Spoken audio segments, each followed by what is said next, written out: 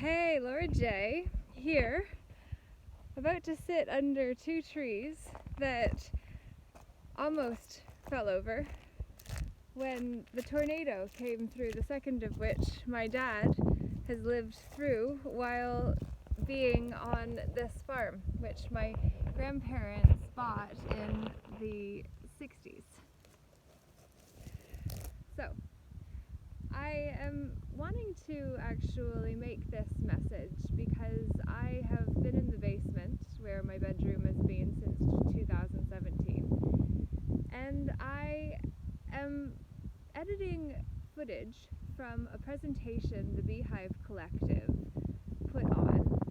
through the mouthpiece of Saku that was so enlightening and relevant to the times that we're living in, except for the portrayal was of the Mesoamericas and the colonialization of it compared to what we're dealing with in North America, which has different characters and a different storyline, and ultimately we find that if we actually go back to the patterns underneath of the problems and the portrayal of this story, then we start to see that it's actually more akin to the same than what we would ever have thought to correlate until we did. As I walked over here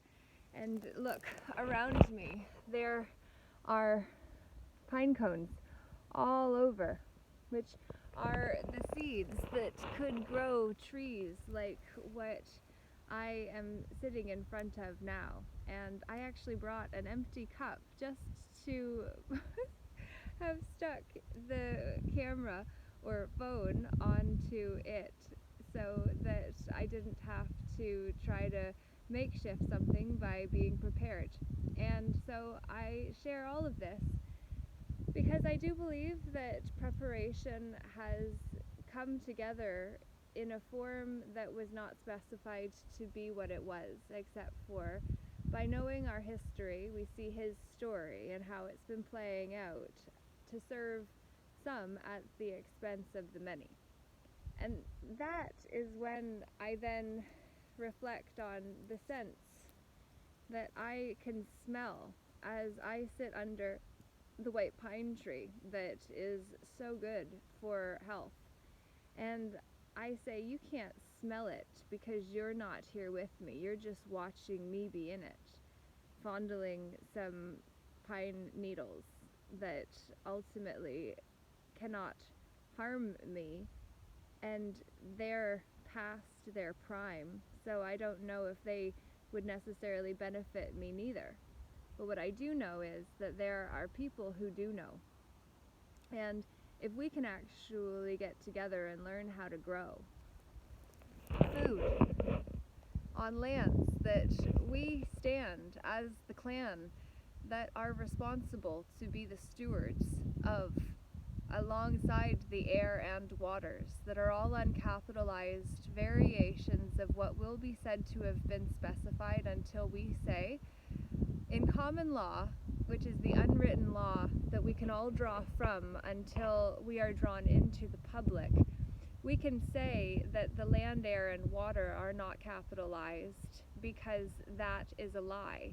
To believe that it has been specified, why? Do we have to believe that just because some need us to drop our knees to be knighted by another man or woman with a title, to make them seem more, to make us feel as if we became more because of their knighthood appointed to or assigned to us, who then have a different sign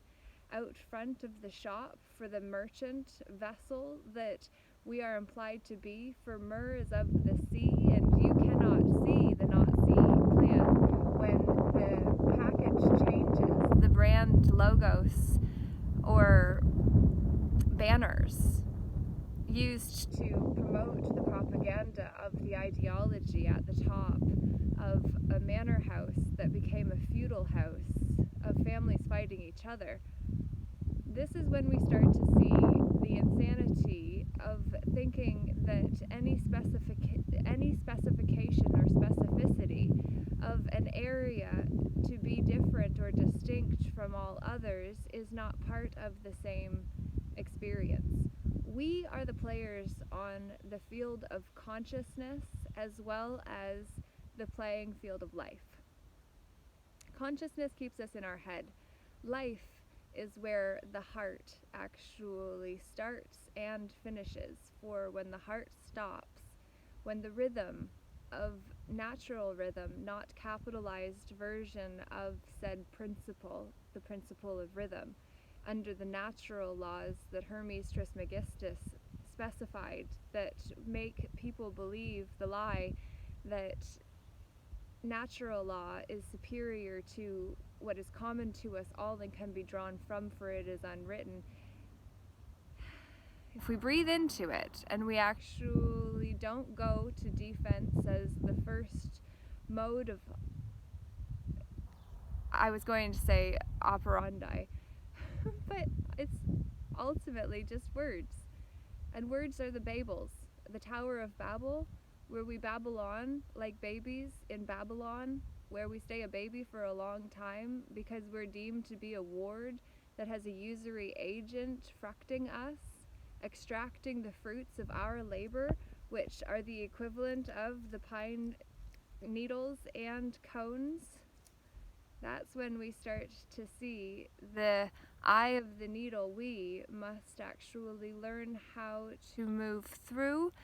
which requires us let the BS, belief systems that we have believed to be superior,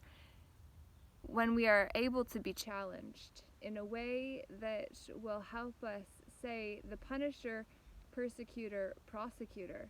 can become a challenger if empowered to not be devoured by the rescuer and victim who need the punisher, persecutor, prosecutor in order to exist, persist, and have something to resist. For the hero has no role without the victim. And the victim surely cannot do it when underneath of all of that, like Atlas holding up the world, well, it's a corporate world with a corporeal body. And the body corporate requires us step into the res publica of the public thing or the public affair, where we bring a third party in to speak for us, to then deem us incompetent to handle our own affairs, when I believe that is not fair. For we can do it if we share what we know and we stop trying to go beyond one another and instead learn to grow together. I believe there is great power in that, which is precisely why, in fact, on Monday, March 4th at 7 o'clock Eastern Standard Time, PM, not AM, Claudio and I are going to be coming together with others who are wanting to talk about the empowered victim dynamic and the astrological forecast or overview for 2024, because it is new to some, it is ancient to those who have known what to look for, and together we can actually set the foundation for us to step out of these nations that are ideations given validity by our belief in them, and instead can then redirect our energy to create something better, something anew, something that only the few will believe to be possible, for everyone else will say that's impossible. Instead, we choose to see the I am possible as the engine starts, for that is how we start a movement, not of paper, but of us, who are real, that can push paper, which we do as agents of the public thing, in the public thing. And so I will bring this in for a landing and ask you to share what this message means to you, for you, what you're going to do with it. Please make sure that involves sharing with a friend who might wish to be on the call on Monday. And to also know that I have a second channel that I started because of a strike on this one that will not be taken off until I do a retraining program. That doesn't make sense, because ultimately, why put energy into being retrained to then lie to the senses to gain a license? like what so many professionals are being forced to do in order to maintain a license that only has force and effect because of the credibility that we have given to the licensing body until we don't. And then what becomes of the pro who was a marksman, which is an expert of a different grade? And then we see how the schooling system has laid the groundwork and framework for us to get confused and up in our heads. So if you didn't know about the Peaceful Inner Warriors United channel here on YouTube, then now you do.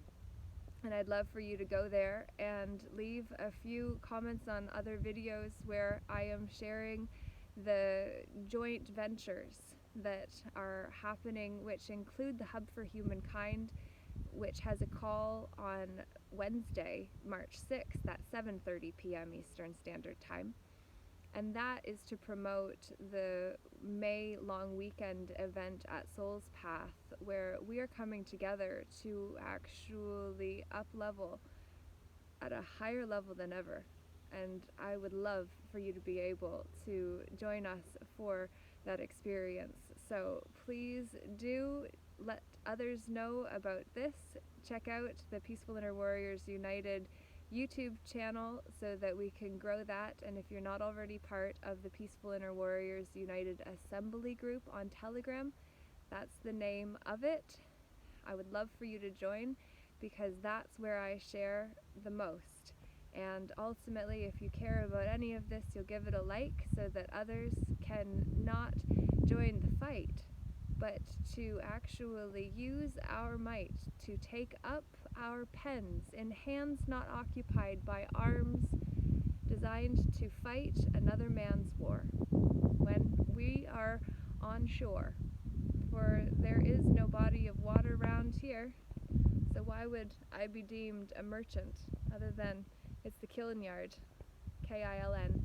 as the kills, that used to cure tobacco, for that was the industry of my family. And in 2006, when the buyouts came, after a lot of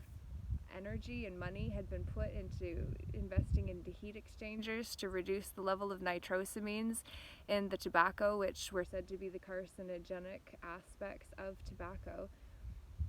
After those big investments by farmers were required, then the provincial and federal governments said they would give the farmers money for quota in order to agree not to grow anymore. Except for the provincial government, Dalton McGuinty, never paid up. My grandpa is still waiting, and it's been nearly 20 years. So dues are owed on many fronts. But I say we stop killing one another for ridiculous wars that have no business. We have no business in, except for the business of war, is where we begin to see the lies that we're going to try to dispel on Monday and Wednesday and every other day of the week when we're not gathering, but we are doing the inner work to see through the spells we are dispelling by coming together and saying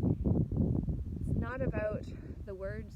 as much as it is the heart and the deeds that start moving hands outside of the command of a crown that requires the corrupt